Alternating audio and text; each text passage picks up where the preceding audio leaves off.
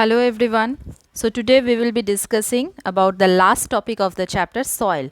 So today our topic is soil pollution.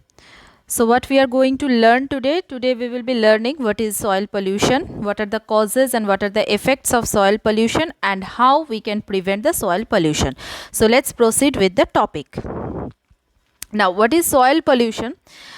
The contamination of soil with waste materials, especially you can say polythene bags and plastics, okay, then fertilizers, pesticides, acid rain and industrial chemical waste is called what is called the soil pollution. Okay, so the contamination of anything, contamination means unwanted, like soil has got a definite composition, isn't it?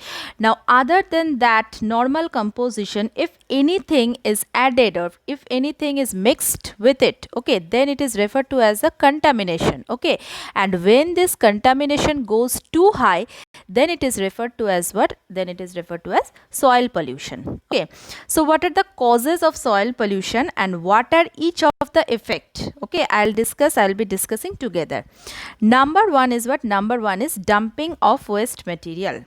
Okay, now materials like you can say polythene bags, plastics, glass, metal objects, okay, mainly they cause the soil pollution. Why they cause the soil pollution? As they do not rot on their own and remain as such indefinitely. Okay, that means in class 6 you have read about biodegradable substances and non-biodegradable substances, isn't it?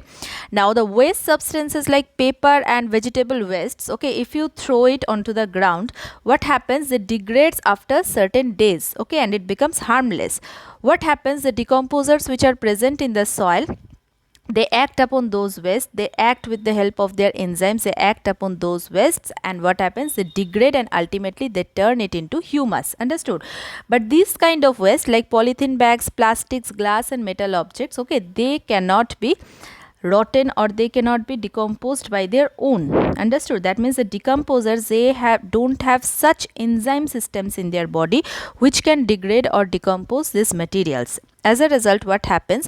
These things, okay, if they are dumped into the soil, okay, then what happens? It gets deposited and it remains there as such indefinitely. Okay, so all these things, they need to be treated. Okay, so that is the reason mainly polythene bags and plastics pollute the soil. Okay, now what can be its serious effect? Its serious effect is very bad. What is that? That is, these polythene bags and plastics, if they are dumped, okay, this may kill the living organisms. How come?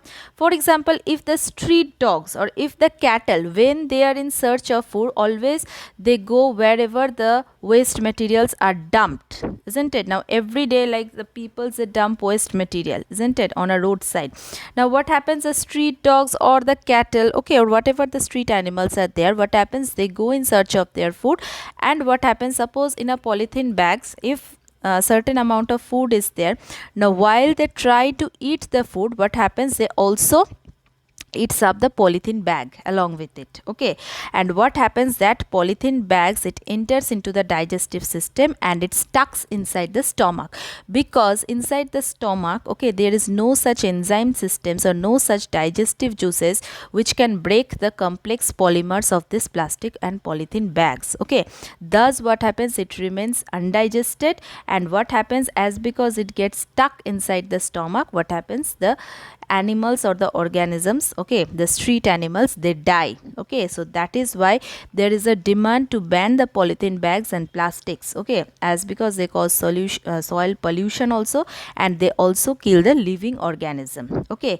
and the used glass and metal objects, okay, since they do not rot on their own, okay, so they are generally sent, okay, for recycling to the factories. Okay, next is usage of excessive fertilizer and pesticide.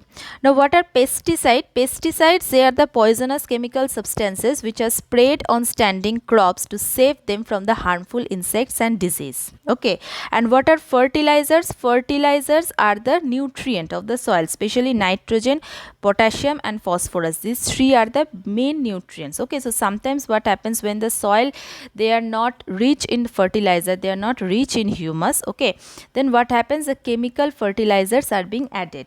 So now, as I said you, that these pesticides and the fertilizers, since they contain harmful chemical substances, okay, so what happens, they changes the chemical composition of soil, okay, and it turns the soil acidic, it lowers the pH of the soil, and it turns the soil more acidic or basic, which is not good for the crop. Okay, the soil should always be neutral for the proper growth of crop. Okay, pesticides, especially like DDT, okay, it is what, it is non biodegradable, and as because it is non biodegradable, so if it is continued to be dumped, okay, or if it is continued to be mixed in the soil, it turns to be very toxic, okay, and then it keeps on accumulating in the human body through food chain, different types of food chain. What happens, it keeps on accumulating in the human body.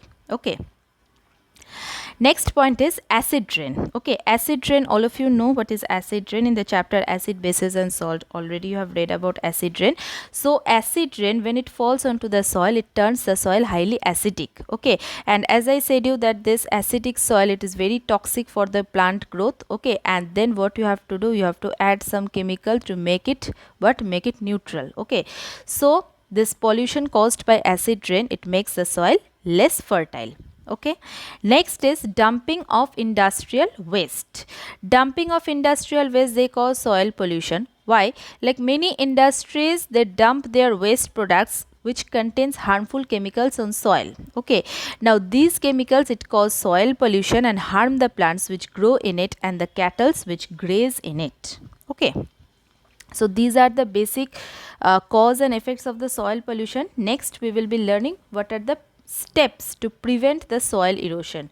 As a citizen, what can we do, okay, to prevent the soil erosion, as because this is a serious environmental issues nowadays. So number one, the use of polythene bags should be avoided to prevent what, to prevent the soil pollution. So how it can be done? This can be done by using the bags made up of either paper, cloth or jute. Okay, paper made bags, then cloth, jute, all these bags, they are what, they are biodegradable, and since these polythene bags, they are non biodegradable, so it should be avoided. Okay, or if suppose if you are having a plastic carry bag, suppose from the market you have taken a plastic carry bag, make sure that you reuse the plastic carry bag. Please do not dump it here and there, because like as I said you that plastic, it cannot be degraded. Okay, it cannot be degraded. The only way to get rid of this plastic is to burn the plastic. Okay, now if you burn the plastic, it emits what, a very harmful or poisonous gas that causes what, that causes air pollution.